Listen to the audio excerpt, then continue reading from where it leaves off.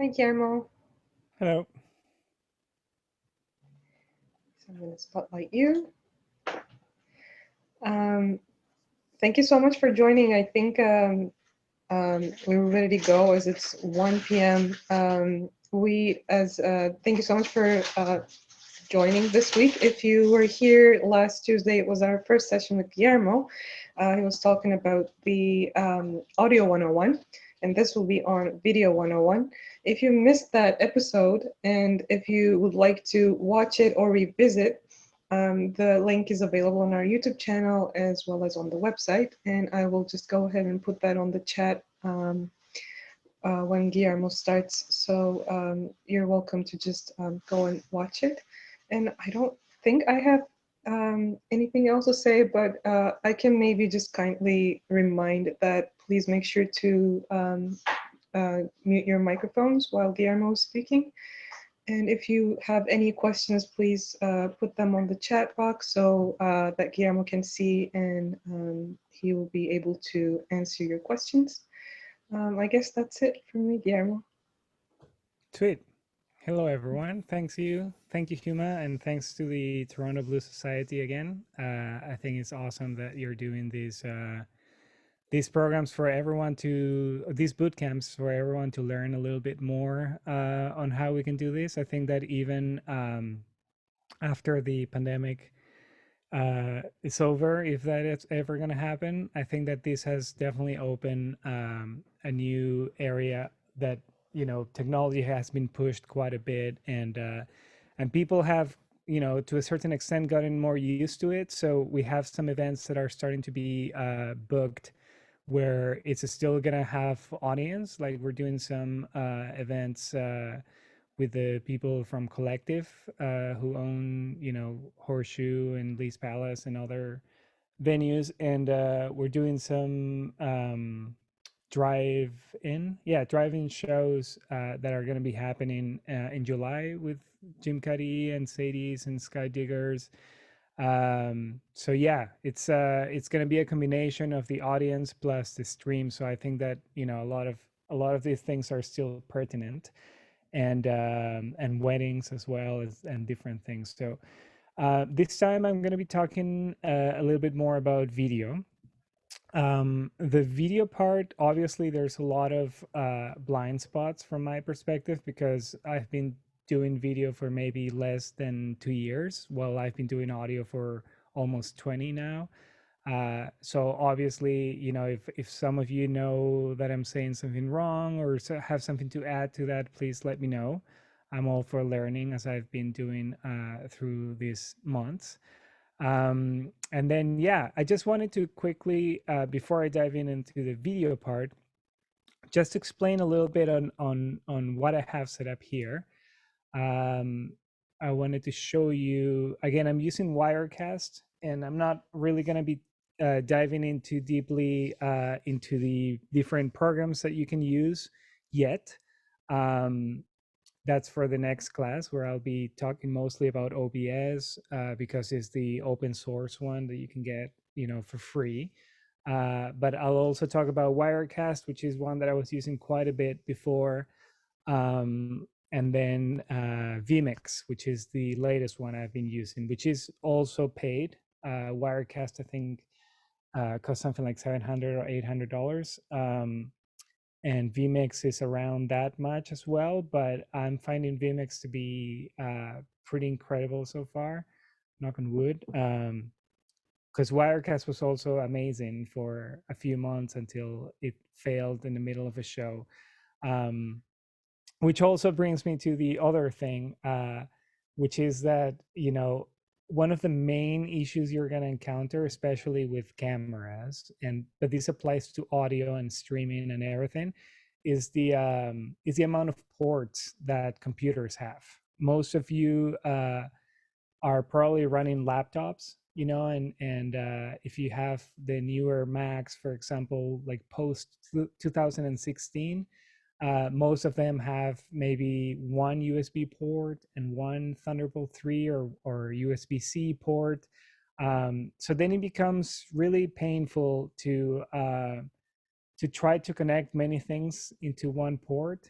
I've bought so many different hubs in the pursuit of the final one that solves all my issues. And this morning I found myself struggling with the same situation where um, I had my interface and cameras, but I also have keyboards and a drum machine and a controller that goes through MIDI, but because it's USB as well, it's all just starting to take too much space. And I have a Mac Mini 2018, which has a lot of ports in comparison to a laptop, but I was having similar issues. So, just make sure that anytime you're trying any of these things, to have a lot of patience, to remember to breathe and not panic, and then yeah, good luck with all your endeavors. So I'm going to share my screen first, just again because I wanted to walk you and a little bit of just like a quick review of what I'm doing audio wise. This you see here is console, which is just a control panel for my interface. I'm using a universal audio interface, but you can be using a Focusrite, or the Scarletts have been really popular through the pandemic. But Steinberg makes their own. Orion is another good brand. So whatever interface you're using, you might have something similar to this or not. In my case, I am, and I have it going through. Actually, I don't want that microphone. I have it going through a. Oh yeah, there you go. I have it going through an L22, which is a Townsend Labs microphone that is simulating a Neumann M49 microphone, which is a like $12,000 or $15,000 microphone that I don't have. So that will do for now. Then I'm running it into a channel strip where I'm doing a little bit of high pass filtering, so blocking most of the low frequencies that add only rumble. I'm doing a little bit of EQing, some bottom end, and some compression as well. If I turn this off, you'll hear what this device here is doing. That's my voice without it, and this is my voice with it. It allows me to, not have to raise my voice too much and have a more consistent delivery. Then from there, I'm going to Pro Tools, right? This can be, again, Pro Tools for you, or you can be using Logic, or if you're in a Mac, then GarageBand also works really well. If you're on Windows, then Reaper is a great option, also available for Mac, sorry. And what I'm doing here is the microphone is going into the DAW, and then from there is going to this program called Loopback. So in Loopback, you can select any application that's open in your computer. In this case, I have Pro Tools open. You see the levels there for my voice. And then that is my audio input into Wirecast, which is what I'm using right now. So it's here you can see all the different scenes I have. Again, I'll be talking a lot about this and OBS specifically on the next bootcamp. Next Tuesday, I believe. Yes. But for now, what I wanted to show you here is that, yeah, I have this PT audio, which is just an audio input. And that audio input is the output of Loopback. That's how I'm getting my voice into here.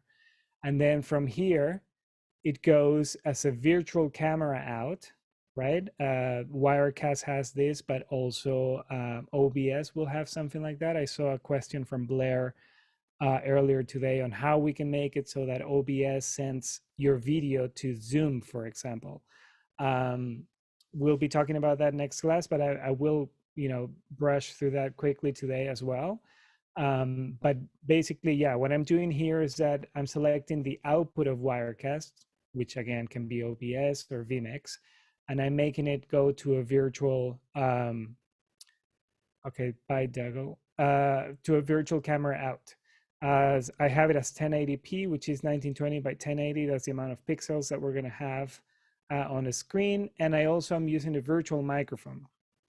So then if I go to Zoom and I open the settings, you'll see that under microphone, I have Wirecast virtual microphone, which again makes it so that anything I play from Wirecast, if it's a video or if it's the microphone or any source that I have in a Wirecast is going to go through here. I could have also selected, for example, Ptz again, which is the virtual sound card that grabs the audio from Pro Tools. But if I do that, because the audio is now reaching Zoom directly while the camera is going through Wirecast and then to Zoom, my voice might not be lining up perfectly. So again, going through the virtual microphone makes it so that both arrive at the same time. And under video, you can see I have Wirecast virtual camera, and that's how you can see my name at the bottom, which is a layout that I did. I just think it looks better than having the Zoom name tag at the bottom. But I could have also selected just the camera source, the Blackmagic design in this case. But again, by selecting the Wirecast output, then I make sure that any changes I do inside of Wirecast would also be reflected so that you can see it. These settings won't matter so much if you're streaming directly to Facebook or YouTube, but some things to keep in mind is that when using your camera directly into Zoom, if that's your ultimate streaming platform, you want to make sure that original ratio is set up, right? So that if your camera is 1080p, for example, it won't use 720. You also want to make sure it's on HD. Mirror video, again, is just going to do this, right? And it really depends on how people are seeing you. I think that how I have it now makes it so that you can see me well instead of mirrored, but some programs like OBS maybe is not giving the output in the right way. So Zoom allows you to change it there as well. You can touch up my appearance, which, as you can see, gets rid of my skin marks and whatnot. And it's just, you can change the settings. If you have, wrinkles and whatnot, that'll take care of that. Adjust for low lights, which you can have it as manual, for example, and then, you can increase the amount of light that goes into the camera or that it's going on the output. And then, yeah, nothing more from there. I believe that from the audio, I did talk about the background noise and high fidelity music mode and stereo audio and all that stuff. So I won't spend more time on that. But yes, so the video right now, again, as I was saying, is going from the camera to the capture card, from the capture card to Wirecast, from Wirecast to Zoom through a virtual output. Okay, I'm going to stop the share so then you can see me again. And I wanted to talk first about the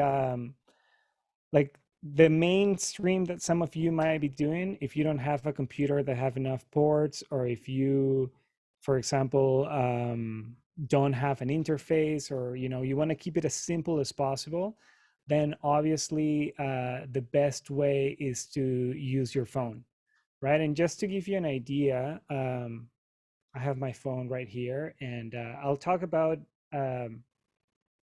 NDI, which is how I'm getting the signal from the phone, which is right now, as you can see, is not connected through a wire to my computer. It's just on the same network.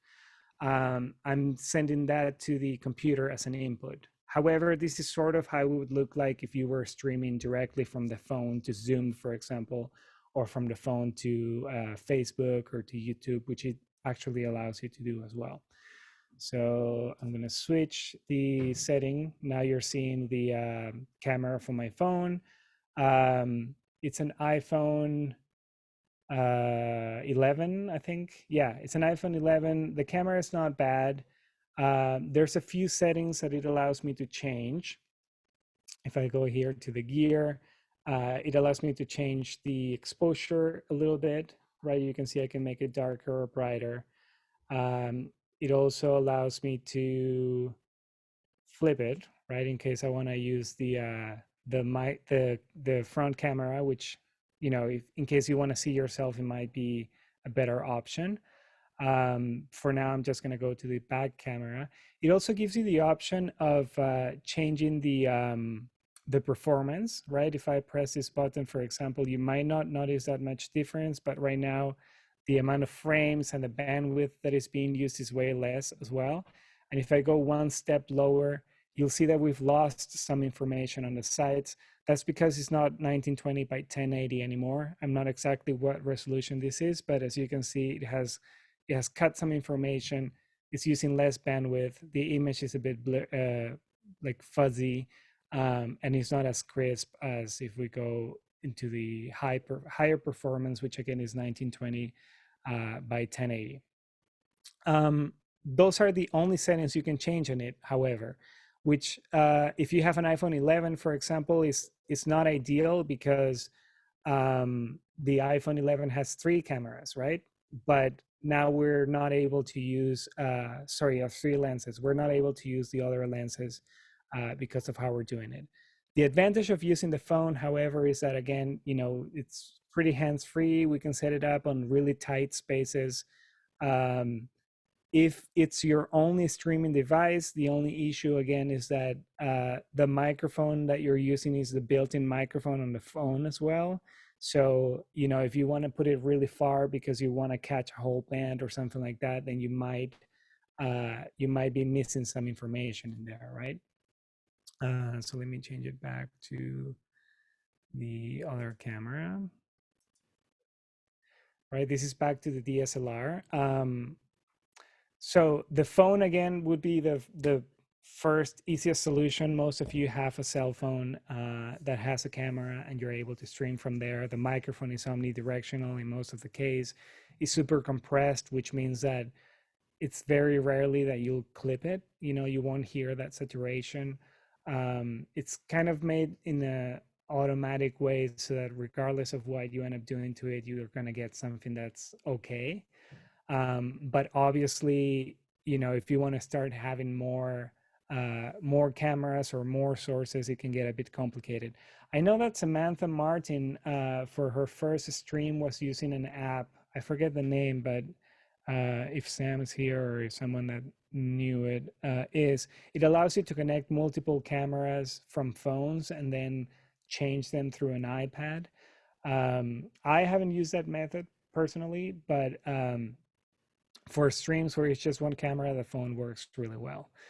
Obviously, the next step, if you don't have one of those, would be the built-in webcam that comes in either your Windows computer or your Mac.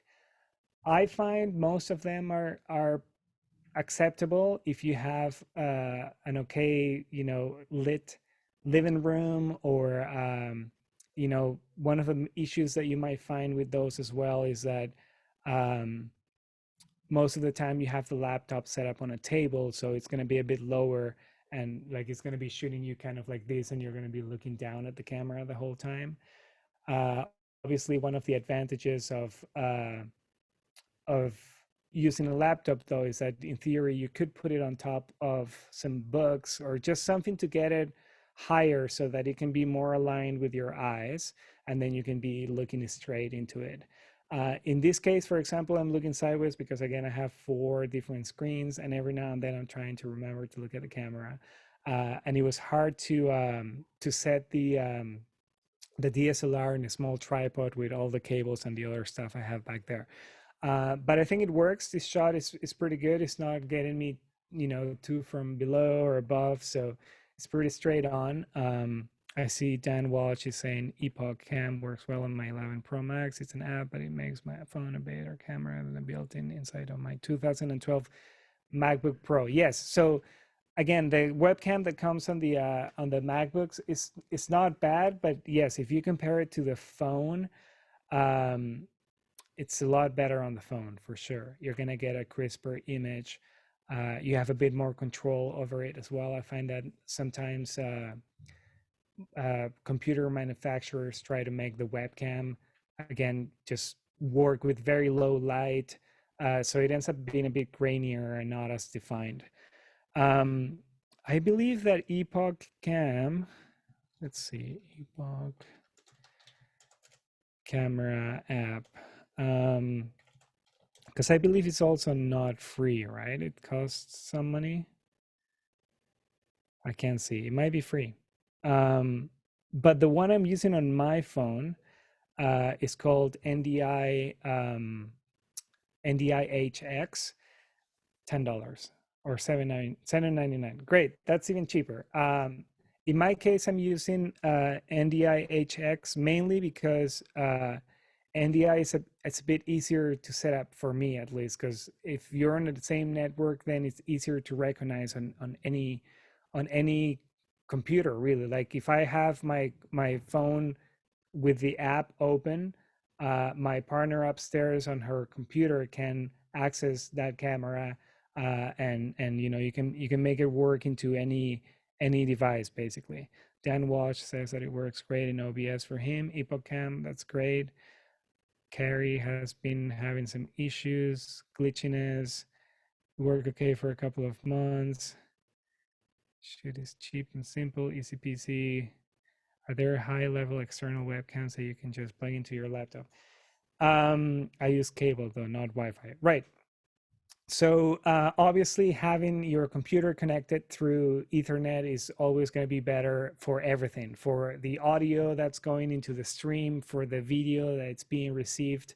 In this case, the phone itself wouldn't be connected through Ethernet. So right, the phone is still going to be on Wi-Fi, but then again, it depends on how fast your network is. iPhone 7 Plus and NDI Cam app into OBS works for me. Need to turn off firewall.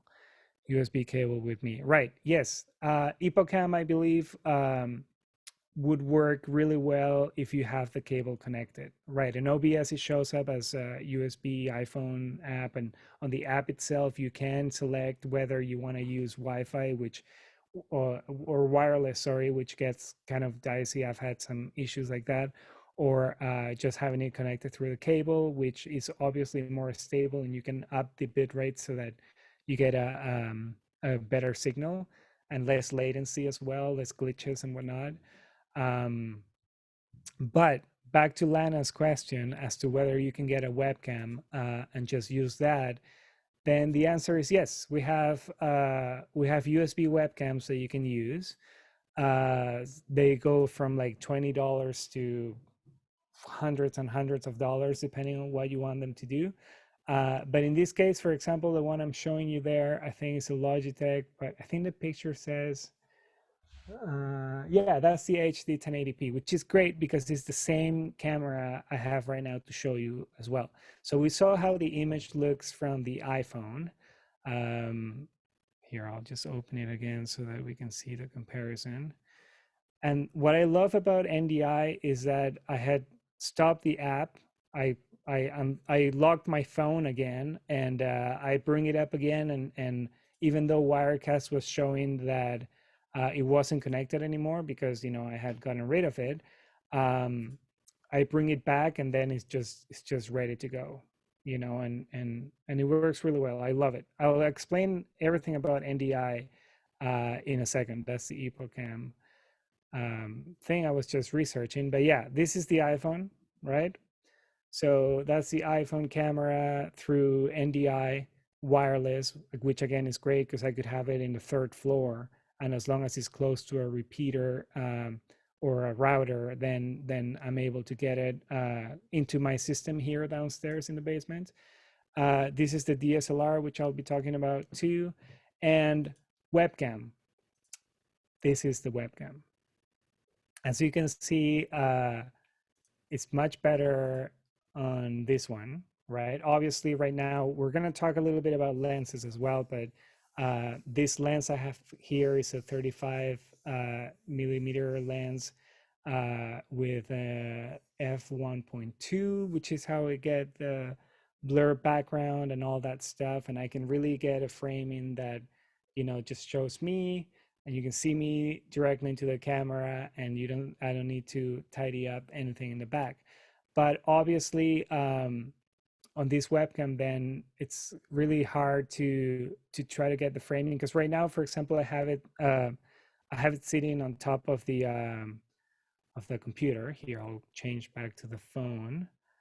and make it so that you can see that. And that's where I have that camera right now, right? So I've put it on top of that screen. Now let's switch back to it. The colors, as you can see, are way, way different.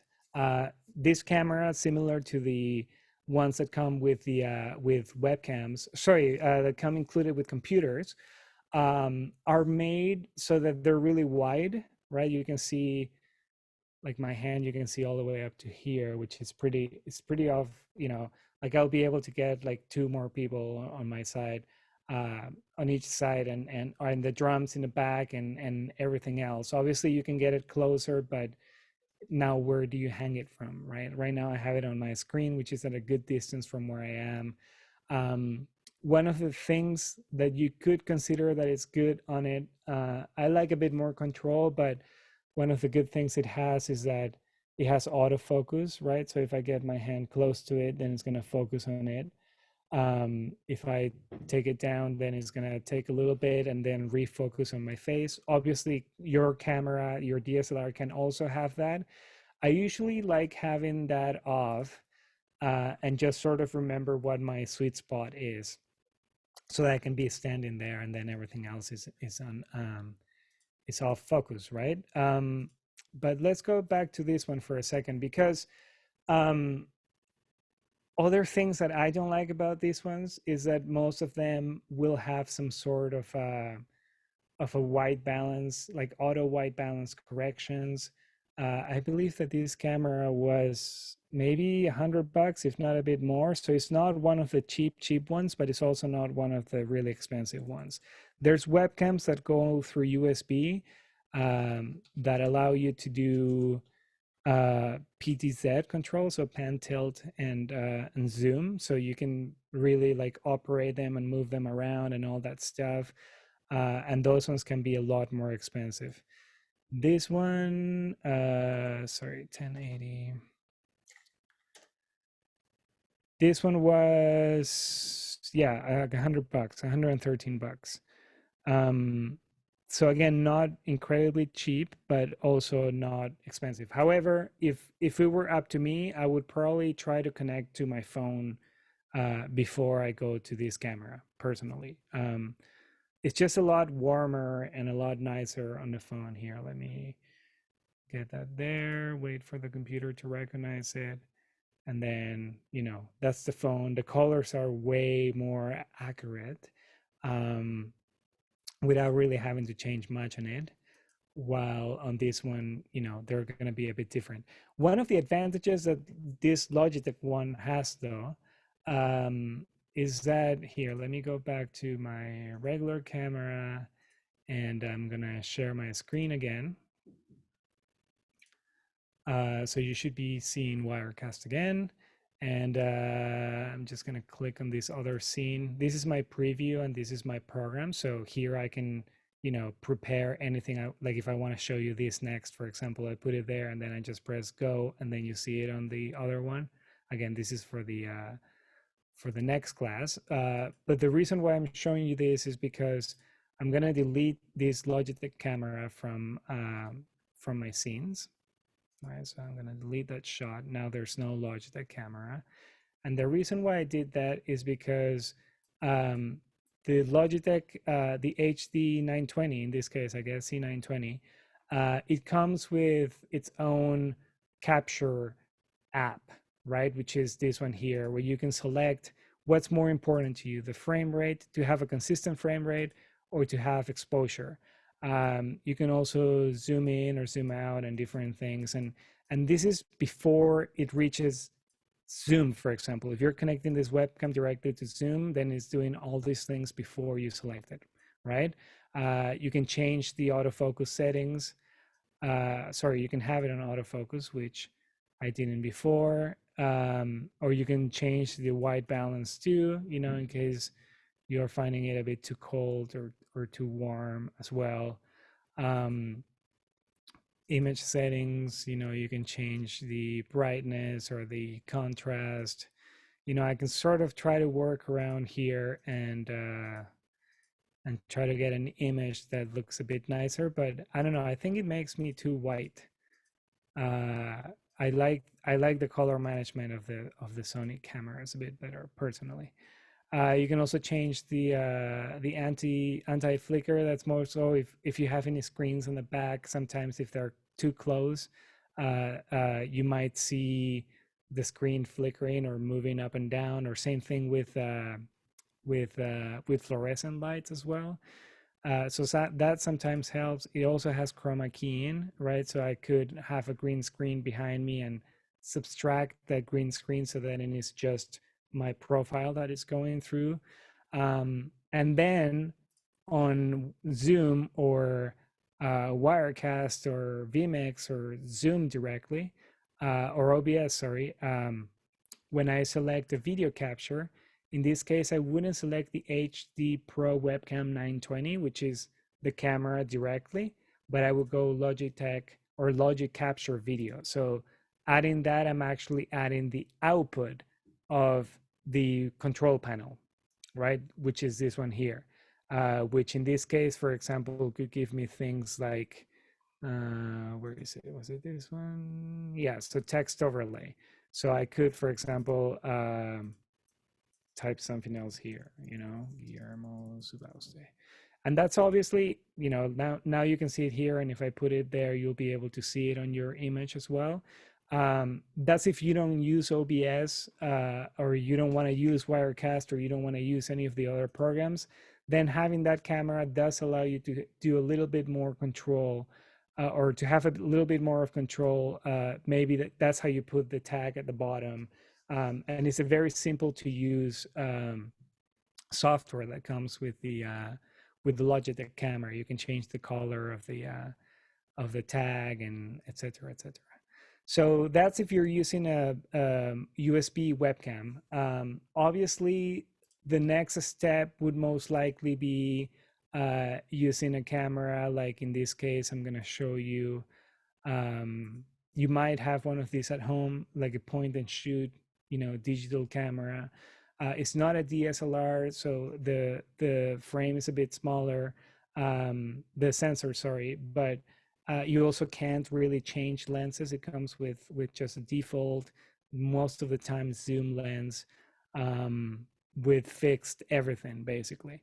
These cameras are great and they do the job, but most of them won't really have an HDMI output, which is sort of what you need to connect it to the computer. If you're using a Canon instead of a Sony, for example, Canon does have a software that they developed halfway through the pandemic, I think. What is it called? Canon software. Stream. Oh yeah, EOS Webcam Utility is what it's called. And if you have a Canon at home, I would suggest definitely try that. It allows you to connect it through USB. So most of these cameras didn't have HDMI connectors, but they would have a USB connector that allows you to, without removing the memory card from the camera, to put it on your card reader or your computer directly. Without having to remove the card, it allows you to connect the camera to USB, and then it worked as an external hard drive, right? Where you could just look at the videos and look at the camera, at the pictures that you've taken, and then remove them from the camera and put them on your system. However, it didn't really transmit the actual video from the camera that was happening live into the computer. However, Canon so far is the only company I know that have done this. Developed the EOS Webcam Utility, which it looks like it's still on beta, even though it was published on April 29th last year. So it's been around for a while, and it allows you to use that same USB cable that before it used to be only for transferring data as a webcam, so that in your computer it shows up as a webcam, as the USB webcam that we have, but then you're using your nicer camera. Another option that people have been using really well are Handycams, like that one. Most of those do have HDMI outputs, which again makes it a lot more convenient than using the point and shoot cameras. Most of these are also really good when it comes down to zoom, right? They have a lot of optical zoom plus digital zoom that gets a bit noisy and with weird artifacts and whatnot. But I have to say, I've been in a couple of sessions where we ran out of DSLRs and we started using Handycams, and they work really well. Mostly because they've actually been made for video, right? DSLRs, which is the camera that I'm going to talk to you about next, they're great cameras, but unless you're using something like a Sony A7 III, or like the Canons, I forget what the model is for the advanced ones, but the entry level ones, and we're talking about cameras from $800 to maybe $2,000 or 25,000, are actually cameras made for photos, not necessarily video. They also do video well. Most of them allow you to do 4K and all that stuff. But one of the main issues you're going to find, and my studio or my business partner, Matt, explained this to me a bit better. It's because of some like European Union rule that would tax these cameras differently if they were actually video cameras. So if you have a Sony like a 6500 or 6400 or a 6000 or any of the 6000 series, or even the Canons, the Rebels and the T1, T2, T3, I believe are the models, you'll find that a lot of them have a 30-minute limitation, for example. That doesn't really affect you because right now my camera is not recording, right? I can be doing this stream for 8 hours and it's never going to stop. But it's not a video camera per se. So I find, for example, the HDMI connection is a bit flimsy. Battery life is really not as great as it is with the Handycams. I find at least the amount of juice that you get from those cameras is quite a bit more than these ones. Also, DSLRs, some of them tend to get pretty hot when you're streaming. Even more so if you're streaming and also recording into the internal memory card. For example, the Sony, the A6400, I think, and the A6000 get really hot really quick. You even get a message on the screen on the viewfinder that says, camera is operating too hot. It's gonna shut it down, and you can turn it on once it cools down.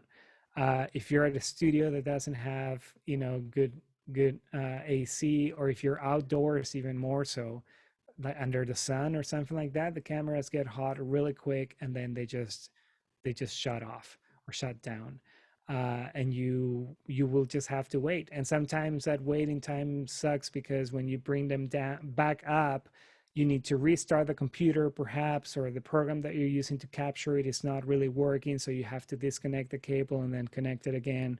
And if you had a whole show planned already, you could be losing a lot of time just in disconnecting and reconnecting. However, in my case, I do like using these cameras mainly because I owned one already. The Sony A6500 is a camera I got years ago, and it just happened to work really well. And you might have one at home that works really well for this as well. Some of the things you have to make sure again is that if you're using the HDMI route, that they can provide clean HDMI. And this is really easy to verify. Just Google your camera model, clean HDMI. And the first like 2 or 3 hits would be forums of people saying yes or no, it doesn't work. I try to use my DSLR Canon EOS Rebel T7i with the EOS Canon Utility for zoom, but there's a few second delay with the other person on zoom anyway around that. Yes, so again, that might be how they're getting away with the beta part. I would say the delay you're having with the other person, you mean more so that like the audio from you is getting there before the video? I'm guessing that's what's happening. In case that is happening, then I would say it might be better to video also delayed. Right. Yeah, so people are seeing you later and the audio is not in sync with what's happening, or are you seeing the other person delayed? Yeah, okay, great. So that's relatively simple to fix. However, it involves you getting one more piece of software in between Zoom and the camera and the audio. In this case, you would probably have to go through OBS or Wirecast or vMix, just any program where you can select a video source and an audio source, and then it allows you to apply a delay, sorry, some sort of an offset, so that obviously the person is still going to see you later, but most of the time video takes a bit longer to process than audio. There's a lot more information in the video domain. So usually what you have to do is on the program, for example, in this case, I'll show you here. I'm going to share my screen again. And I'll show you how to do it in OBS as well in a little bit. But first I'll show you here, like let's say that, you know, I have this camera here and I'm going to get rid of this. So we're looking at the preview, right? So maybe let's say that my audio is not in sync with the video. And right now it might not be because I'm sharing my screen. But you'll be able to find it. Like if I go here to the Blackmagic design, which is my video source, if I go here, you'll see that it says video delay and it's in seconds, but these are milliseconds, right? So that would allow you to apply a delay to the image. Like I'll do something really exaggerated now, like let's say 2 seconds, and it's going to take a little bit to catch on. But now the video is happening 2 seconds later than the audio. All right, I'm going to clap. And you're going to see it happening 2 seconds later. I'm going to switch it back to 0. So then at least in my camera, it looks like it's in sync. OBS webcam does not pick up audio delay settings from OBS. Use something like equalizer APO to adjust signal before it hits OBS. Pick up audio delay settings from OBS. Right. Okay. Is that the like the OBS virtual webcam? The output doesn't change the input?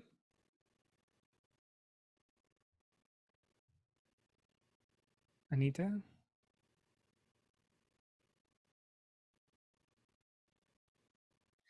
Okay, we'll see in a second. Yes, right. Okay.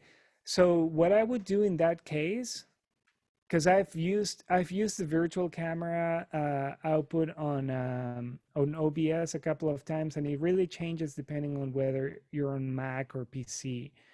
But have you tried, instead of outputting through OBS virtual webcam, have you tried outputting through an NDI output instead? Let me know, because it is possible that the NDI output does pick up the audio delay settings. We're on PC, we have not. Okay, then definitely try that. It might be because OBS webcam is a built-in webcam output. It seems silly that they wouldn't have done that, but it is very possible that, yeah, it's not capturing the audio delay. Because what you want to do in your case, not Anita, but in your case, Lana, is that you want to apply delay not to the video, but to the audio, right? You want to delay the audio so that the audio, as soon as it happens, it holds a little bit, and then it goes out at the same time as the video. And for that, you need to just do like a clap test, really. You know, you can do it on Zoom, just record the meeting and then clap, calculate the time if you want, or just do it by increments, little by little, until it looks like it's in sync. And that should work. But again, if you're on OBS and you're on PC and you're using the OBS webcam output, it seems that won't work, which again, it is silly indeed. But try with NDI output. And I'll explain a little bit of NDI if I have time in this class, if not for sure in the next one, because that one does pertain to the Wirecast and OBS and vMix environment. But before we do that, I wanted to go back to this because, again, we're using DSLRs in my case. The reason why I'm using DSLRs is because you can change the lenses, right? For example, if I show you again the Handycam, great option, but you know, because it's a zoom lens, it's kind of hard to be able to get this more like cinematic look where you have the background blurred, for example, right? In order to do that, you need to be able to play with the aperture and yeah, and the focal length basically. So the advantage of having a DSLR is that, you know, you can put whatever lens you want on it. You can go from a really wide lens to a more narrow one, or a photo lens, or a zoom lens, for example, or primes. This one is a prime lens, which means that it doesn't have any zoom capability at all. It's just set in one focal length of 35 millimeters. But the advantage it has is that it does allow me to set the aperture very, very low. So it goes up to, again, 1.2, which makes it amazing because, again, I can blur the background incredibly. And before I talk about lenses, I do want to talk about the third option, or fourth, I guess, in this case, because it was phone, USB webcam, point and shoot, DSLR, Handycam, so 5. So this would be the sixth option, I guess, would be Ptz cameras, or Ptz cameras, which stands for pan, tilt, and zoom. In video, and this might be where I get it reversed, but I'm gonna say that pan is this, right? Like same as in audio, you pan from left to right. Tilt would be what some clients would call panning, but from up and down, right? It's just, again, looking up or looking down. And then zoom, we all know what zoom in or zooming out is. These cameras are awesome because, you know, if I'm doing a stream, for example, with 2 cameras and I'm using my DSLRs, unless I have someone behind each of the tripods, moving them every now and then and getting different shots, it does give you a bit of a static look where the camera is just the 2 shots, and it can get boring after a little bit. So, you know, if you're using static cameras on tripods, you might end up using something like 4 cameras, so that you can have one on the drummer, you can have one on the guitar player, and another one as a wide shot of the whole stage, and then one more that's moving around, right? So that does give you a bit more movement. Obviously, depending on the genre, you might be able to cut through the shots a bit more often. Like we did a show with a ska band where yeah, it was like almost every beat we would be changing to a different cameras, and that's okay. But I wouldn't do that for the London Symphonia, for example, which we did a show with them where I was maybe changing every bar instead of every beat, or every couple of bars. And obviously this is where the musical part comes really handy when you're cutting between shots and whatnot. But if you're doing a stream on your own and you have the budget, because these cameras are very expensive, Ptz cameras are great because you can set them up, you can mount them on a wall, you can mount them on top, like on the ceiling, or you can put them on the floor, or they can be on top of a monitor next to the drummer and whatnot. And the advantage of these cameras, again, is that you can actually move them remotely, right? They're like, robotic lights that you have on stage a lot nowadays, and you can program the movements and all that stuff. These cameras work in the exact same way. There's cheap Ptz cameras that you might have as as like your baby camera, you know. We don't have one of those. Ours is static, but my partner's brother got one, and he has a remote control that allows you to pan, tilt, and zoom. Obviously, the quality is not as good as this one, for example. But if you have the budget and you're in a venue, for example, these are very popular in houses of worship and churches and that kind of stuff. These cameras are great because you can set a couple of them on either side of the walls, and then some of them have like 120, I think, no, or maybe it's just 12, I forget. But they can zoom quite a bit, so you can have them really far away and still be able to get some close-ups of the musicians, and you know, depending on how much you want to program, you could also set it up so that their locations are recorded, right? So through the show, they know to zoom in into this section, and then every now and then it's just going to move to something else, and you can just play with that as you go. But I don't own any of these cameras. I've used a few in different streams, and they're great, but you know, it's definitely starts getting a bit more complicated. You can control them with a mouse on the just on the encoder you're using, like Wirecast, or I'm not sure if OBS has Ptz control. I know those cameras as Robocams. Yeah, they are Robocams. But you can use them. I've seen people even using like Xbox or, you know, like PlayStation controllers for their computers, and you can map them so that, you know, you can just use the cameras like that and zoom in with A and zoom out with B, and then the arrow or the joystick would allow you to just move around. And, you know, great again for not having to have someone right in front of the musician. However, for most shows that I do, because I don't own one of those, if we want a bit more movement, then we get someone on a gimbal, or you know, just like a shoulder rig or something like that. That part does look more human and more realistic, because even though these cameras are great, they can pan, they can tilt, they can zoom, but they can't move from side to side, right? Whatever that movement is in video, I forget the term for that. But if someone's using a gimbal, or, you know, or a dolly, if you have the budget for that, then it can get a bit more interesting with someone doing that, because they can pull focus, they can make it so that, you know, it looks a bit more professional, I find. For example, for these live streamings that we're going to do in July with Collective, we're going to have 4 cameras on tripods. So those ones are static DSLRs.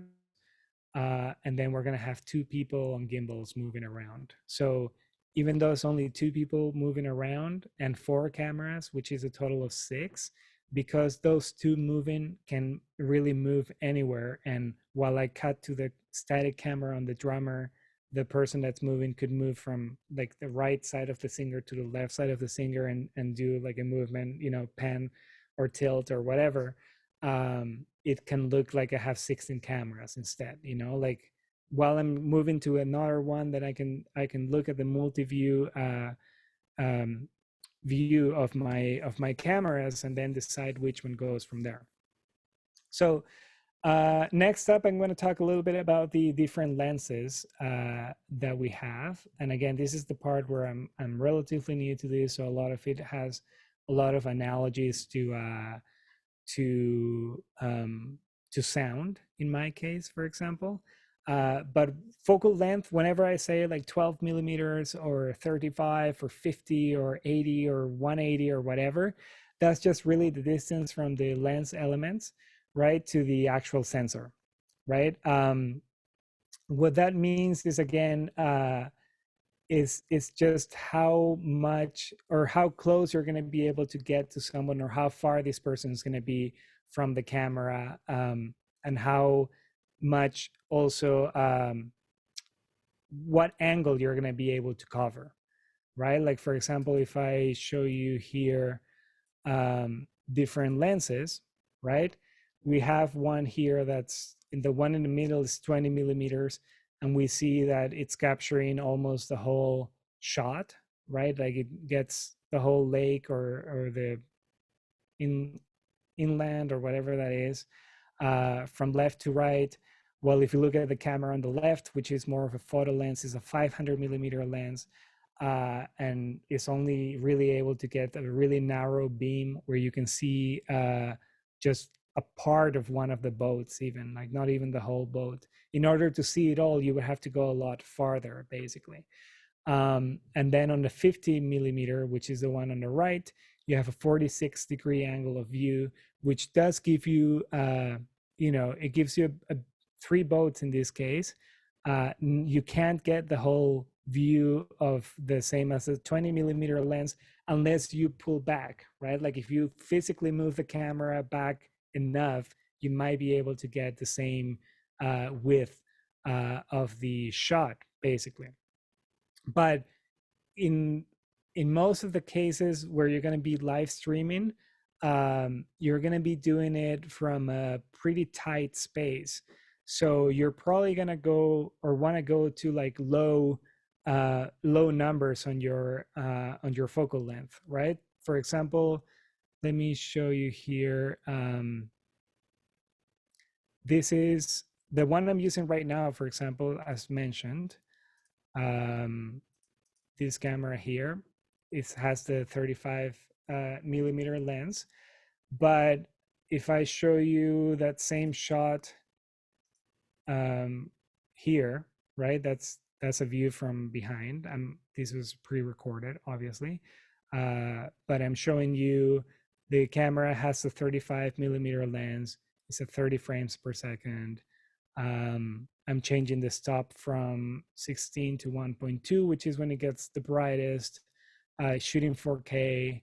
And the ISO says 25/600, but that's not true on that one. Right? And then I'm gonna change it to the other lens, which is this one, right? This is a 12 millimeter lens. So as you can see, it's way wider. These two shots, this one here, actually that's the one that's pretty grainy.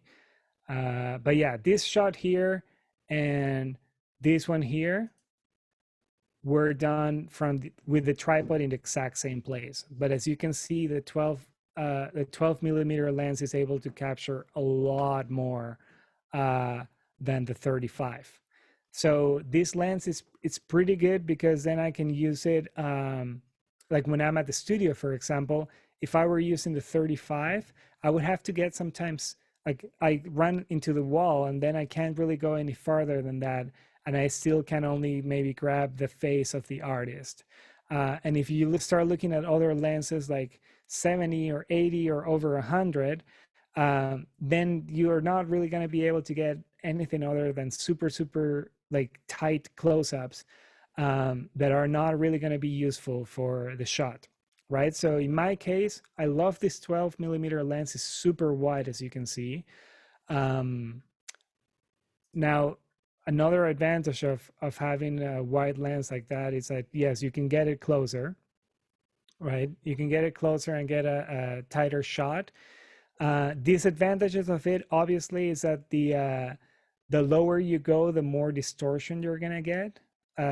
12 millimeter is pretty close to being a fisheye lens, and as you might know, fisheye lenses tend to curve. Like see the line at the back, for example, it is kind of curved.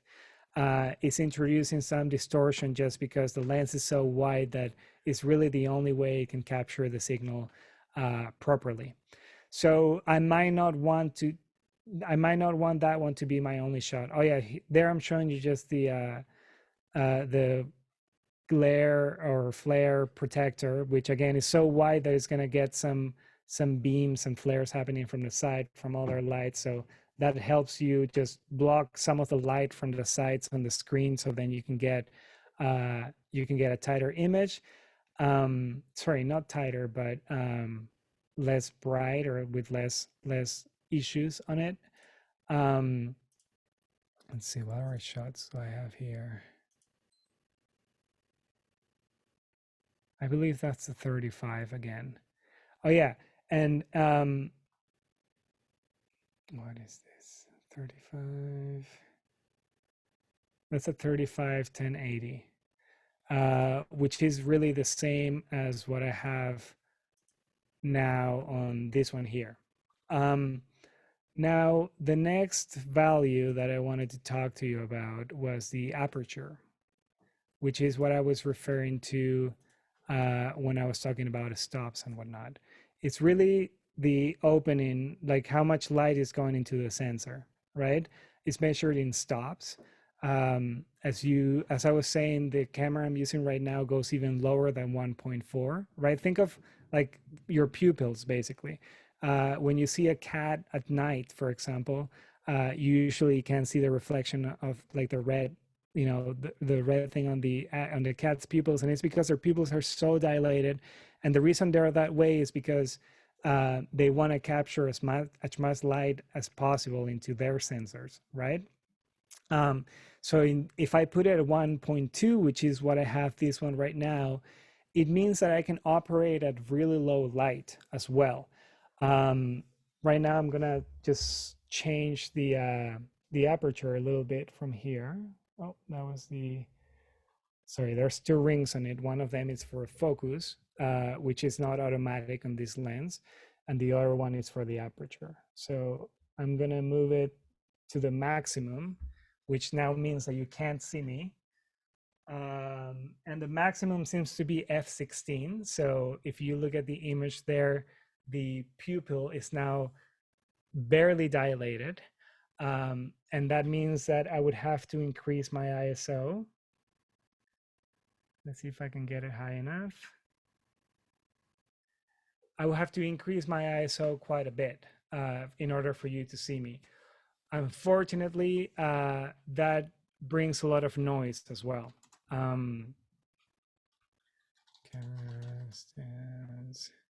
So for example, right now, let's see what I'm at. Yeah, this is 16,000 ISO, which, let's go to the main shot again. It makes for a super grainy image. However, you might notice that the background is not as blurry anymore. That's because the aperture also changes your sweet spot, or how wide your sweet spot is. The closer the aperture is, like the higher the value, in this case f16, then that means that less light is going in, but you're also able to have a deeper in focus setting, basically. As I increase as I make the aperture be more open, in this case 1.2, you might see that my ISO settings are now, the 16,000 I had is way too bright. So I'm gonna lower that to something maybe like 800. Can't really see my screen, so yeah, that looks about what I had before. Let's confirm. Oh yeah, this is even lower. So this ISO I have right now is of 250.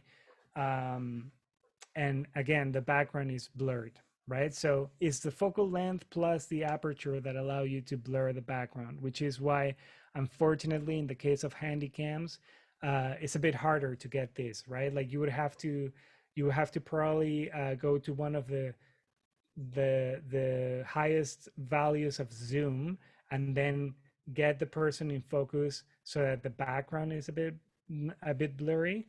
But it starts then getting kind of weird. Here's another graphic.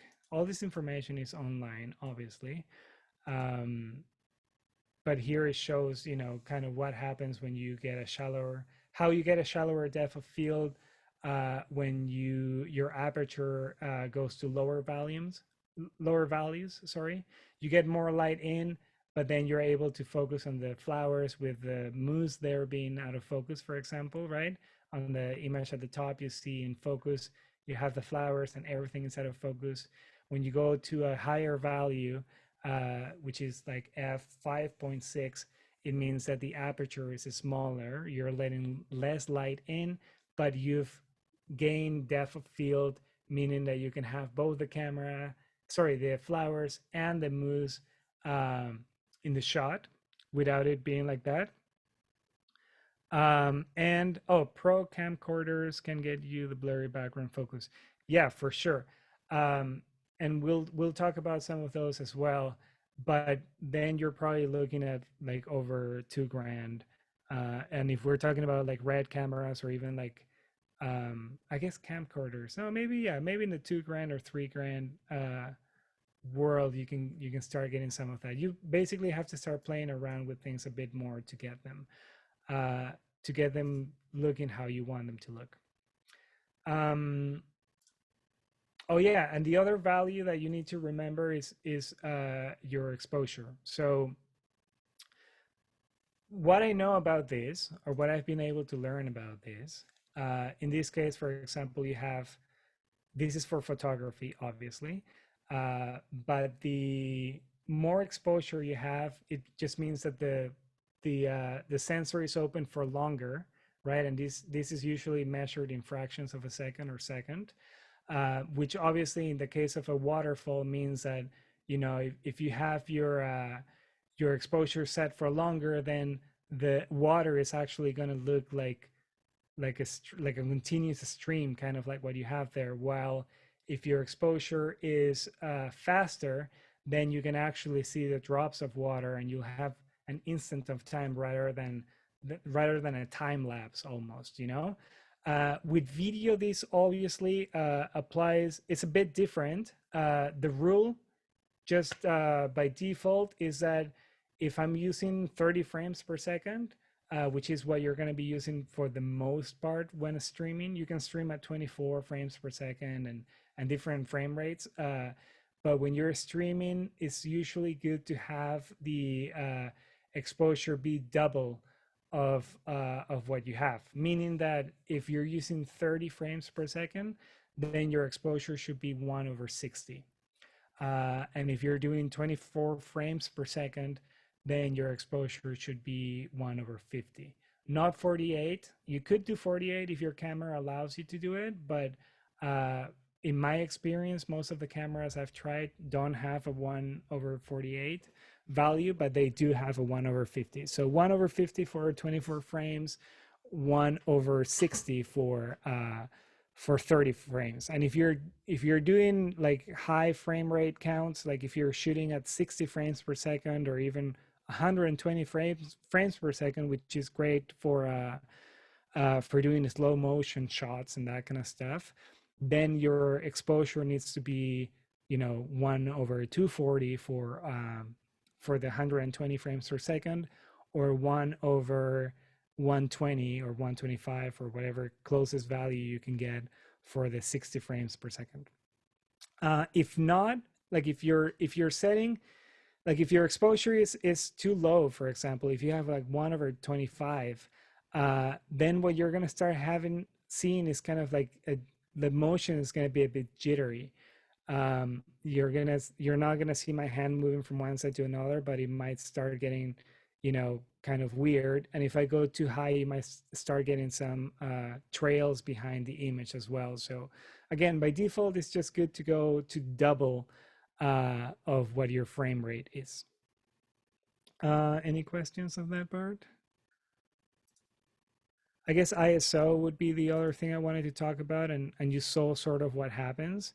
The lower values give you less light, higher values give you more light, but obviously that means more noise as well.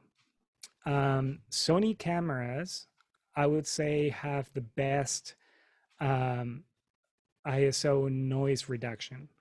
I believe the Sony A7 III, I think it is, or A7, and then some other numbers at the back. A friend of mine bought one, and he was showing me how you can have like 250,000 ISO.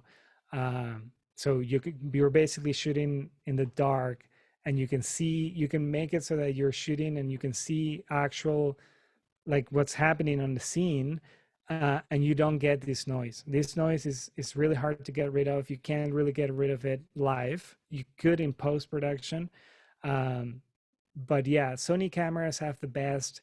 Canons are not as great.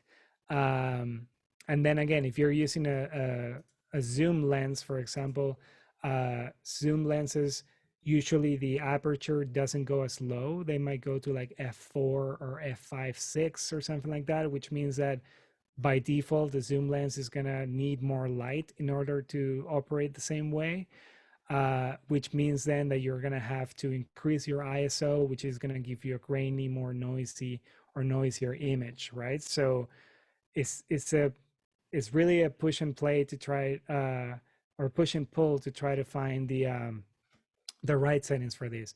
In my case, this one, again, I love this lens because it's an SLR Magic. It's the brand, and it's a 35 millimeter 1.2, which again allows me to put it at 1.2, get a super narrow depth of field, get the background blurred, use low ISO levels. This is 250, which is barely any noise, if not none, from the ISO correction itself.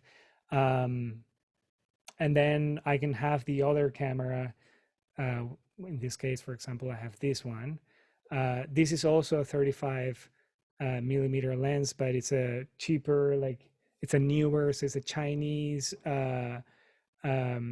prime lens as well.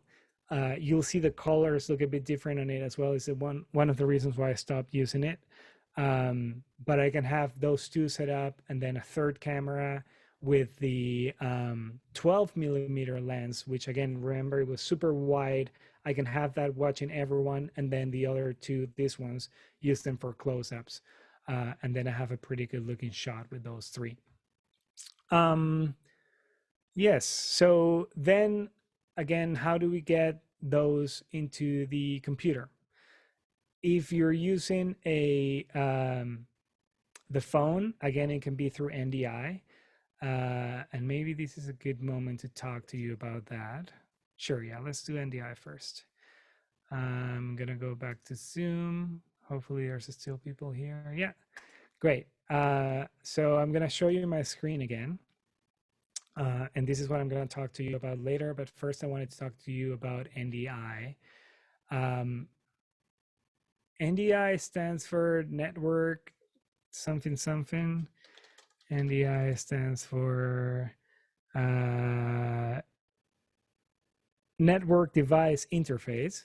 And NDI TV is where you can get these tools. They're free. NewTek, I believe, is the actual company that made this.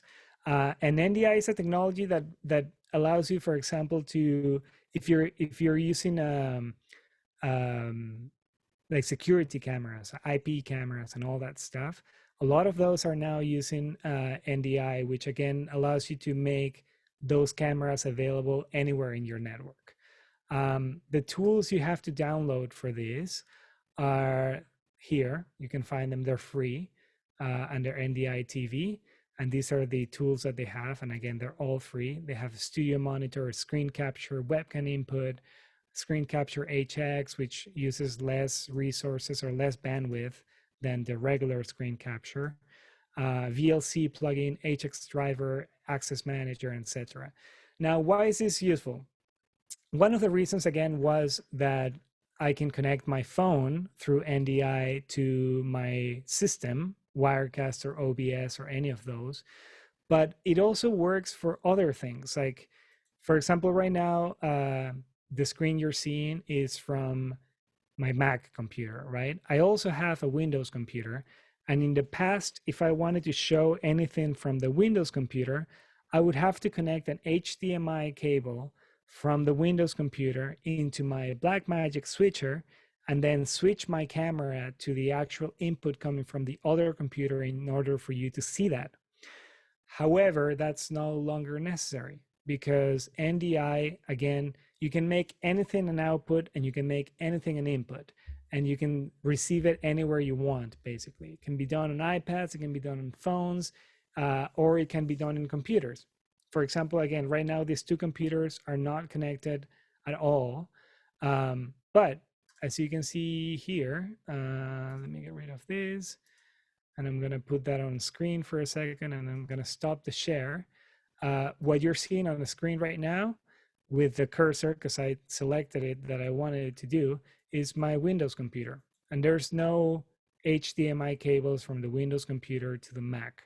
I'm just able to receive it directly because of NDI. In this case, I'll show you here what I have is the Ndi Screen Capture HX, right? I just opened that. I'll show you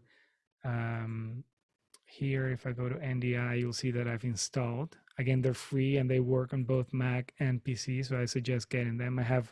I installed all of them. Screen capture uses less bandwidth. Why is that important? It's because each camera or each source that you add uses bandwidth. This is different bandwidth than the one that you're using for your internet, but it's the same that you're using on your router. So each source could easily use up to 100 megabits per second, for example.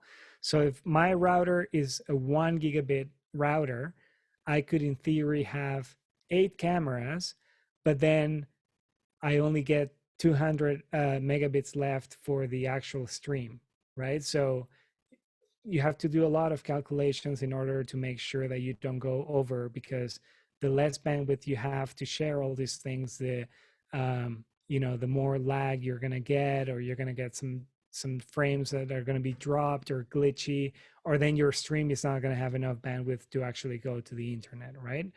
But in this case, I open Screen Capture HX, which, unlike a screen capture, it uses less bandwidth. It's made to use it more effectively. This could be a webcam. Let's say that it's a webcam. I would be getting it into my computer in the same way. However, I can click, I can click here, and I can go to NDI, and you can see it has the option for how much bandwidth I want to select. If I select high, you might see the image clean up a bit more. I can also change the resolution. I can change the frame rate. I can change the audio source, because it does Ndi Hx. No, it is $27.99. The one that I said was $10, I think, was EpoCam. But yeah, Ndi Hx is $29.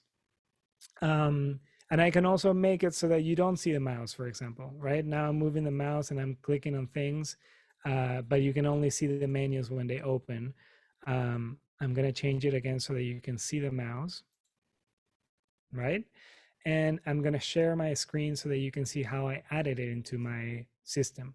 So in Wirecast, I'm going to change it so that it's now my camera only. And what I did was I said new, and video capture is not it. Here you can see the Blackmagic, the Logitech, the HD, OBS virtual camera, NDA video. But if I go to network, here you'll see any network camera that I have on this NDI world, right? You can see Corsair 1, that's my Windows computer. You can see the first monitor or the second monitor, because I have 2 monitors connected on it. And if I open my NDI application on my phone again, it will show up here as well as iPhone Ndi Hx Camera, right? So again, I can just open it as that, and you'll see here on the right, or sorry, on the left is my webcam, or I can go network, because it's a network source, and I select Corsair 1, and then what you're seeing is the Windows computer, right?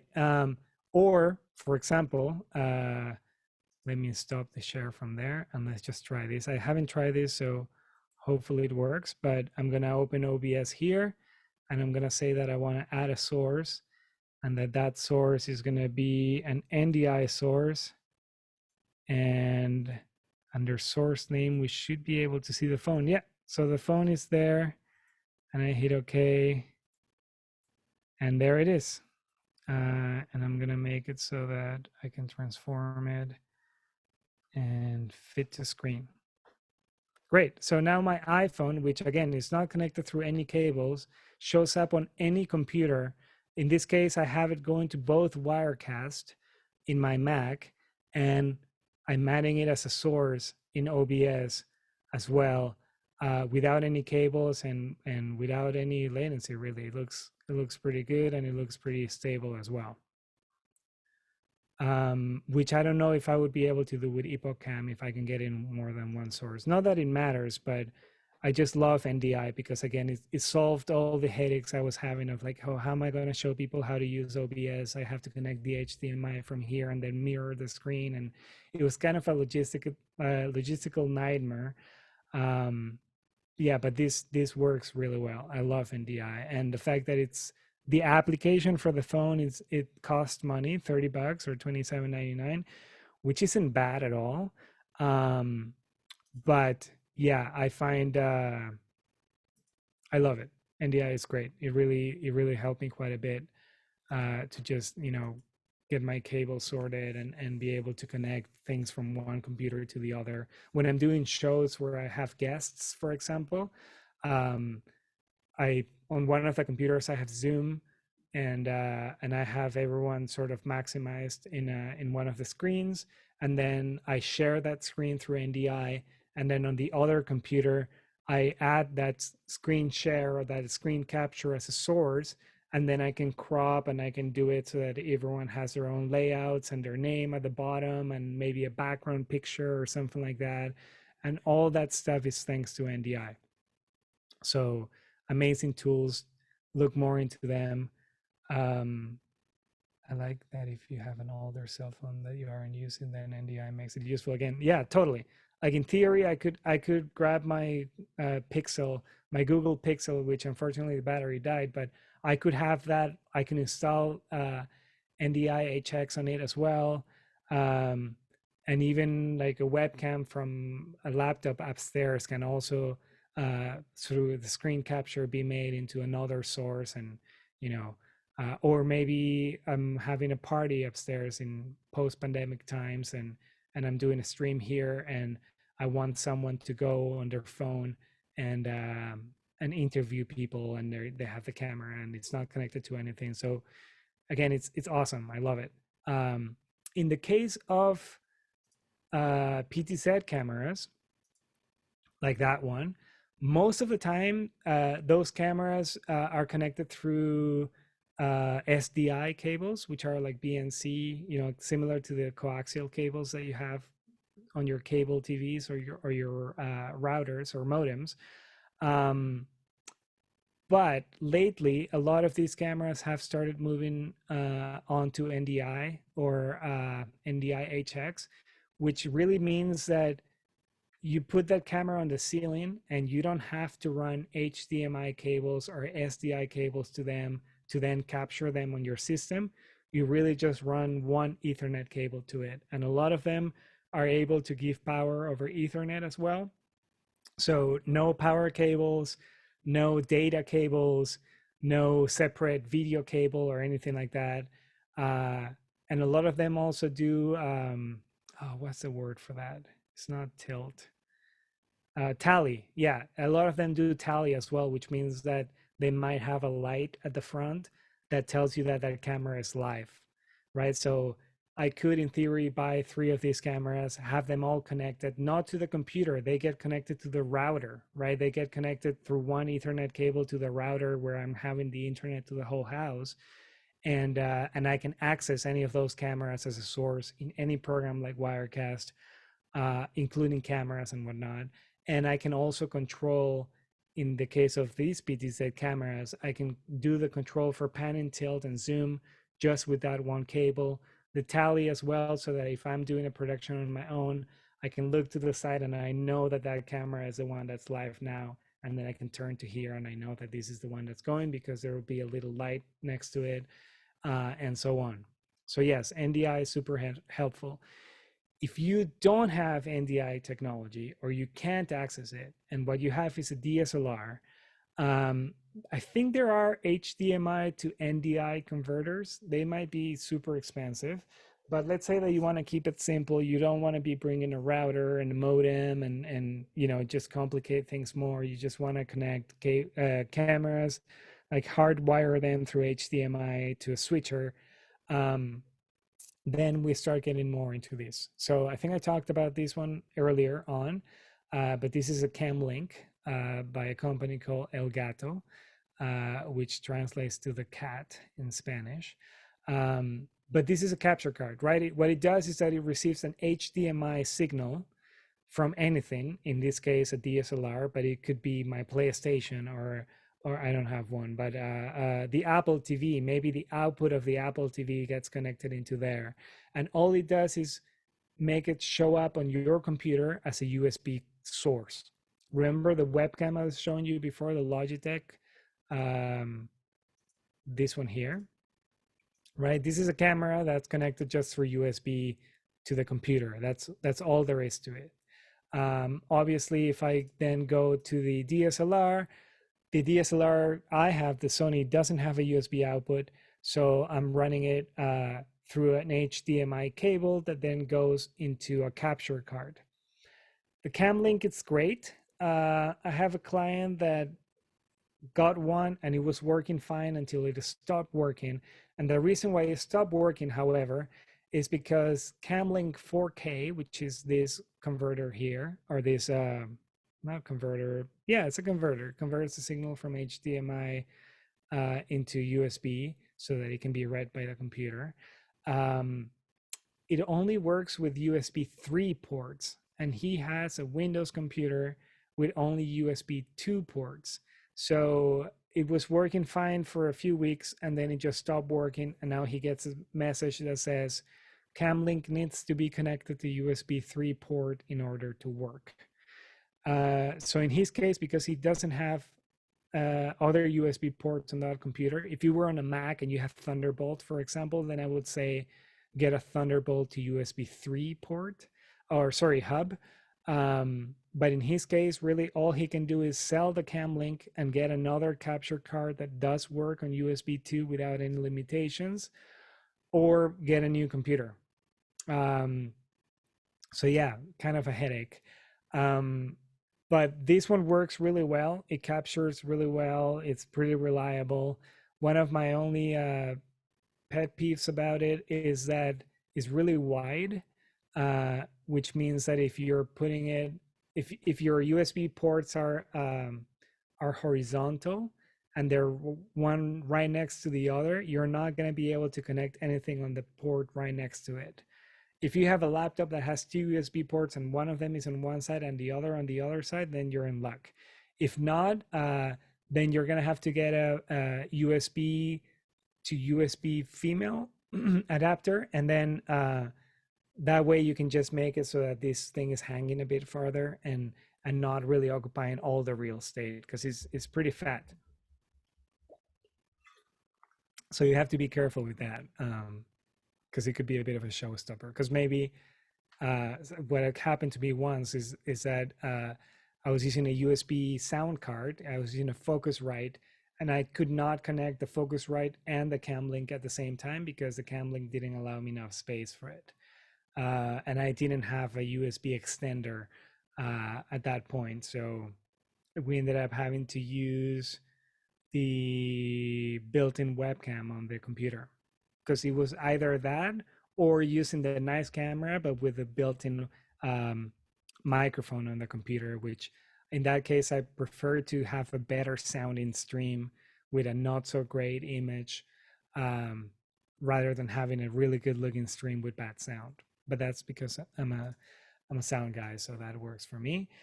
Now SDI, one of the problems of HDMI, however, is that you can't really go any farther than 30 feet with them. I've had some cameras, because it obviously changes from camera to camera, and I think it might be because of how much power or how strong the signal coming out of the HDMI is. But the A6000, for example, the Sony that I have that is less expensive than the 6500, if you connect any cable that's longer than 15 feet on it, it just won't give you an image on the other side. If you connect a shorter one, it looks fine. There's no problems. On the 6500, I can connect up to 25 feet without any issues.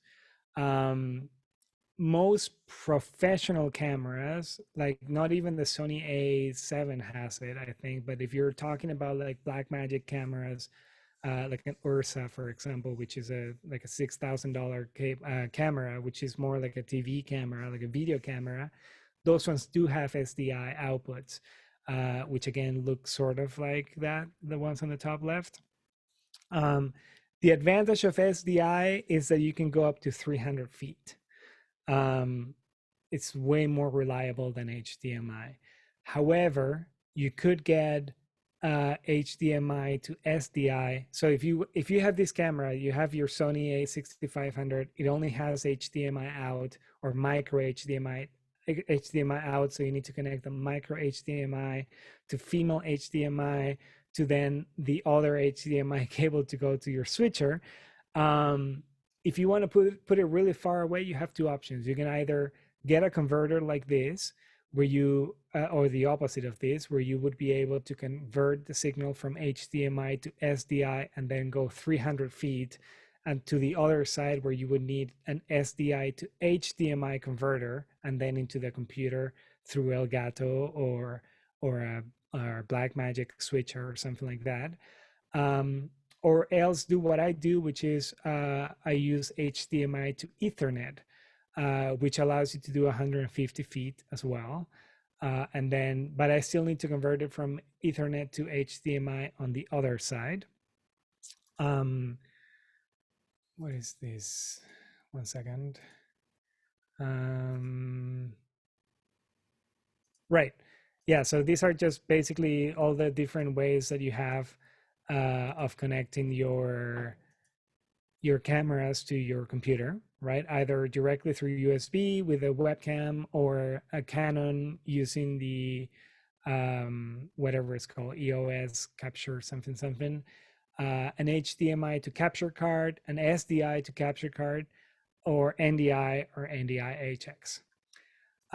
If you're using a HDMI source or conversion, basically, you have different ways to bring it into the computer. This is a Roland V8 HD. I recently used one for a friend of mine who does a lot of streams as well. I have Blackmagic stuff. The one I have is the Extreme ISO, which looks like this. But the one he had is this one.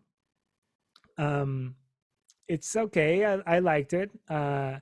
It's nice that it has a little screen built in where you can see all the cameras, but to be honest, it's super small. You can't really see that well on it. So you still need to connect another monitor so that you can have the multi-view on it. And you can see everything that's happening on all the different cameras so that you know which camera to cut to. There's cheaper options, like Roland also makes like this 4 source option here. Or else, you can go to the ATEM side of things. If I share my screen again for 1 second, I'll just show you sort of price-wise what you're looking at. So that's the NDI tools. Again, super recommended because they're great. This is the Ndi Hx camera, which looks like for Android is $25.99, for for Apple is $27.99. But it works really well. I love it. Some people here are saying it stopped working on April 21st since the update. So sometimes it takes them a little bit to catch on. On Apple is working well so far. But here you have different switchers so that you can see sort of what price range you're looking at. This is only if you have more than one camera. If you have just the one DSLR, then you can definitely connect the DSLR through the Elgato Cam Link, or a cheaper even capture card with only one input. Or you can start, spending more money. Like the one I used for my friend, this one, the V8, is almost $3,000, as you can see. But you can do 8 sources. You have a little screen that the Blackmagic option doesn't. It allows you to do some keying as well, and you have a little fader here that allows you to change, like do a bit of a crossfade between the different sources. It has a headphone output, and as you can see, it has 8 different inputs. Something I didn't like about this one, and that I do like about the Blackmagic switchers, is that the Blackmagic switcher, you can send it anything. You can send it a camera that has 720p and it's shooting at 24 frames per second, and then the other camera that's doing 1080p and is shooting at 60 frames per second, and another camera that's shooting 4K at 29.97 frames per second. And the Blackmagic switcher is going to take all of them and it's going to convert them all to 1080p, whatever frame rate you decide, and then it's going to make them work fine. Well, this one, the Roland, only has 2 inputs like that. Input 7 and input 8 are the ones where you would connect another camera that is 720 or can only do 4K or whatever, so that it looks at the same scale as the other ones. As you can see, you have 3 outputs. Most of the time, one of them is for connecting a monitor that has the program, meaning whatever's live. Another one that you could have connected to another monitor that shows you the multi-view. And then in this case, it looks like this other one's just for menus. So for anything that you have in your system. And it has some remote controls and whatnot. What I do like about the ATEMs, though, which is the Blackmagic ones, which, let's see, AV Shop is a good store in Toronto for all this stuff. Vistec is another good one. But yeah, this is the one that I'm selling to because I'm not using mine anymore because I got the bigger one. I forget how much we're selling it for, but it's definitely way less than that. But this one, for example, is the entry level one. This is the A10 Mini. As you can see, it has 4 inputs, meaning that you can connect up to 4 HDMI sources. It also has 2 mic inputs that can be balanced inputs, meaning that you can use them as the output of a mixer or something like that. But I don't use them like that. I just use it as a combiner for my HDMI sources, and then I connect the audio directly through Loopback or whatever source that you want. And the thing I like the most about this one, however, is this. It has this output that then you connect to your computer. And just like the USB Cam Link Elgato converter, now this shows up on your computer as a webcam. And then on the actual physical interface itself, this is where you just change the different angles on your cameras. That's the A10 Mini. It's 419 or like 350, I think is what we're selling ours. So you can like for very little, like $100 per input, basically. The Elgato Cam Link, I think, costs close to $100. And obviously you can't have 4 of them into one system. But with this, you can have 4 DSLRs or any HDMI source into your computer.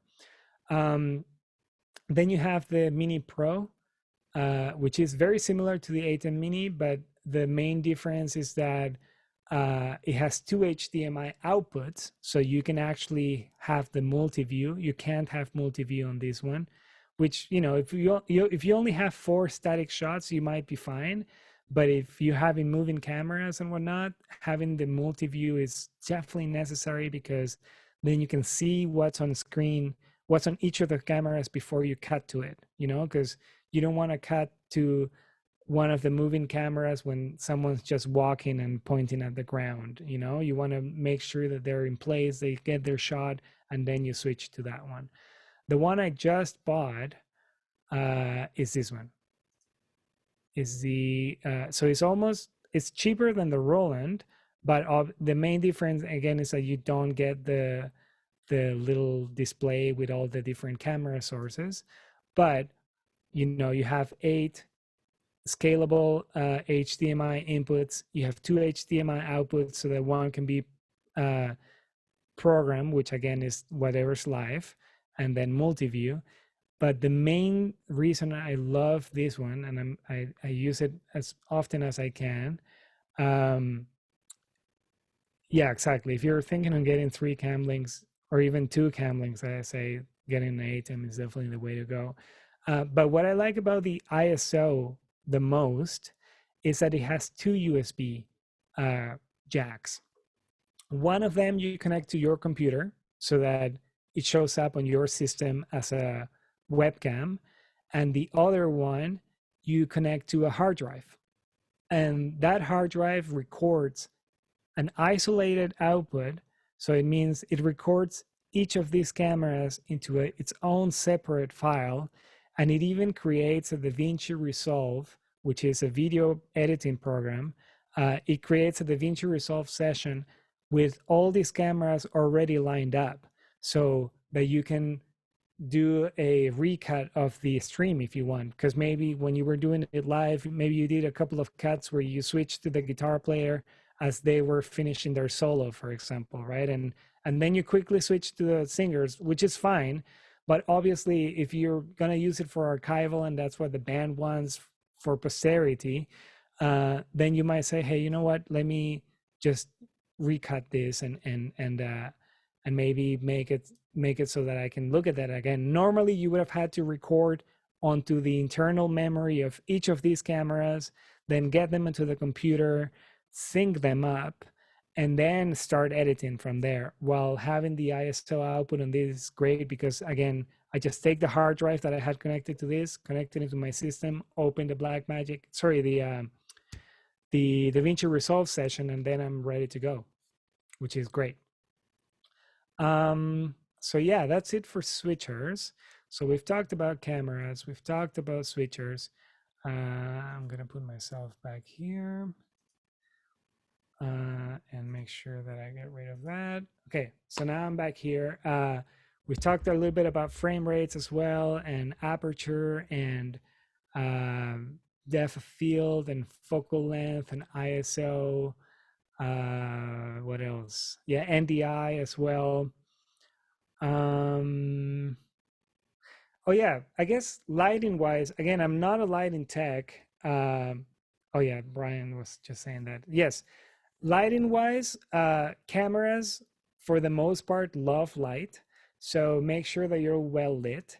One of the main issues that I find with people is that they go in front of a window and they're looking at their computer, but the actual window is right behind them. So they're not lit directly. The actual natural light is hitting them behind, which means that they're backlit, which means that their face is going to look very, very dark. You're not really going to be able to see the person. So by default, try to get the light. If you only have one light source, for example, if right now I'm in my bedroom and the main light is just on the ceiling and is behind me, I could also be in a situation where I'm backlit. So again, you want to make sure that the light is coming from the front. That's the first light that you want. Right now I have here, let me show it on the Ndi Hx camera from my phone. That's one of the lights I have, right? That's just like an LED newer light. I think I got 2 of those. There's one there and the other one is back here. And they came with the tripods and everything.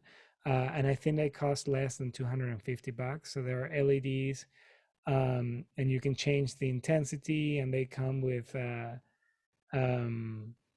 yeah, they come with a few different filters so that you can make the lights a bit warmer or a bit colder, like more blue or more orange, and all that stuff. So getting one at least is good to put in front of you. If you don't want to invest in one of those lights, then those halo lights, you might have seen those. Those are good solutions as well. You can put them right behind the camera, basically, so then they're at least getting you. The more light you have, the less ISO you're going to need, probably the less aperture you're going to need if you don't care about the depth of field and you just are using aperture for light itself. The more light you have in the first place, and the better it's going to look. Autofocus also works better when you have good light sources. There's something like a three-point rule or something like that, I think it's called. But it basically means to have 3 sources of light, one at the front, then one from the side, and then another one that's actually lighting up the background. The main reason for that is so that you can separate yourself from the background. If I were to turn on the lights in the back, for example, then it would just be darkness in the back. Obviously, the focal length I have now makes it so that it's blurred anyway, but again, just having a little light in the background definitely helps with that. In this case, I even have this light here. Here, let me switch it back to this. I have this little LED light, or sorry, LED light is redundant because LED stands for light emitting diode. But yeah, I have this little one that I've put some like wax paper in it because without it, it was making my face shine a bit too much. That's also an LED. I don't know if I get it close enough if you can see the actual diodes, but no, it's being too blown. But yeah, I have that one there mainly for some of these, like, see this like side light. Basically, if I turn it off or do something like that, you're not getting that, and it just makes it look a bit more professional, I find, if you have something on the background, even with like makeshift like wax paper and whatnot. So yeah, sometimes some people might get just one light. Like for example, right now I have this lamp that obviously, as you can see, is super 3/4 back, or hair light. Yeah, exactly, that's a hair light. Now I have a lamp right next to me that is super, it has a bulb that is super warm, as you can see. There is this one here. And some people, that's all they have, right? Obviously, I would have my settings a bit different, but I would say if you had only one lamp that you can get like that, try maybe just putting some, like an obstacle between you, or wax paper, or what else have I seen used? There's many makeshift. You don't need to necessarily get, because they can be expensive. You don't need to get.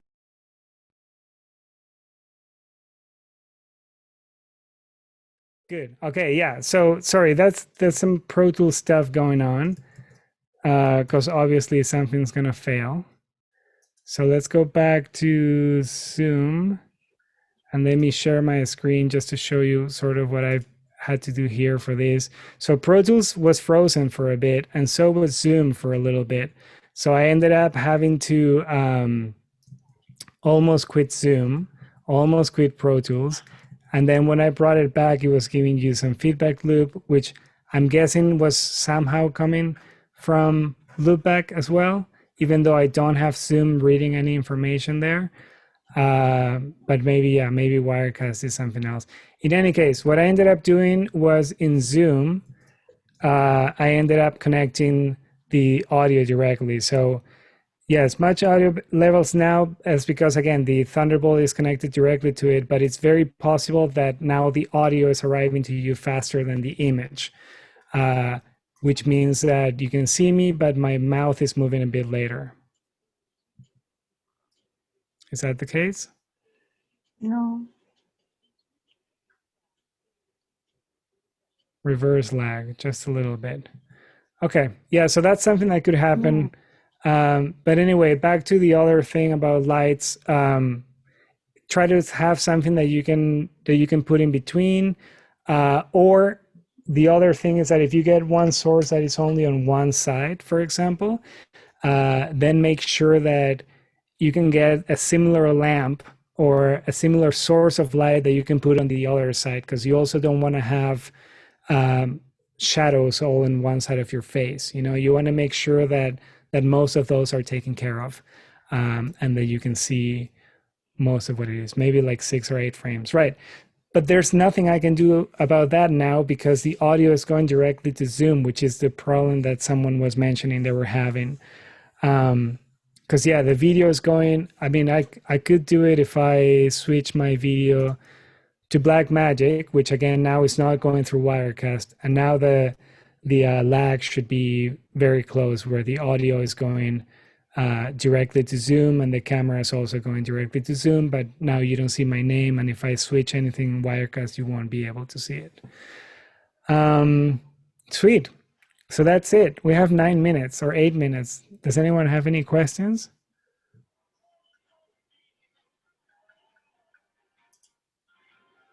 I hear some music in the background. Me, sorry. Oh, good. Maybe like 6 or 8 frames. Am I still spotlight? I think I am. Remove spotlight. And then make it into gallery, but I only see Diane because I think everyone else has their cameras off. Hi, Diane. So yeah, thanks everyone for coming. I was a bit worried at first because, again, I've been doing video for not as long as I've been doing audio, and I'm thinking like, how am I gonna talk about video for 2 hours? And it ended up being, you know, there's other things that I wanted to cover, but it's great because next class I'm gonna be talking about the layouts and the streaming platforms and all that stuff, so we can dive in a bit more into how to connect all these sources to Wirecast, OBS, Vmix, and how to make those appear in Zoom through virtual devices or just directly onto an RTMP, which is how you would normally communicate to Facebook or YouTube or Vimeo or whatever platform you end up using.